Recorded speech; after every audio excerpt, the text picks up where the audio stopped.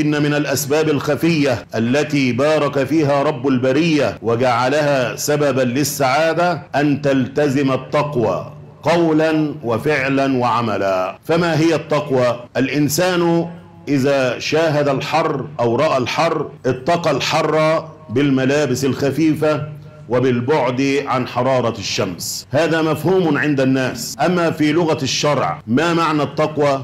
أن يتقي الإنسان محارم الله بفعل الطاعات.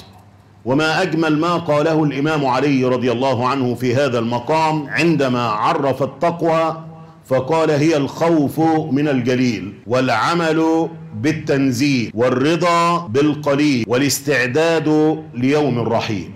طلحة بن حبيب رضي الله عنه زاد في التعريف تعريفا فقال: إن تقوى العبد ربه جل وعلا هي العمل بطاعة الله على نور من الله ابتغاء وجه الله سبحانه وتعالى. ترك المعاصي وخشية العقوبة من الله، هذا هو مفهوم التقوى الذي تسير عليه عند الله. وصية الله لنا ولمن قبلنا. ولقد ورد في القرآن الكريم قول الله تعالى: ولقد وصينا الذين أوتوا الكتاب من قبلكم وإياكم أن اتقوا الله. النبي الكريم صلى الله عليه وسلم وصانا: أوصيكم ونفسي بتقوى الله حيث أمر. لما سئل صلى الله عليه وسلم عن أكثر ما يدخل الناس الجنة قال: تقوى الله وحسن الخلق.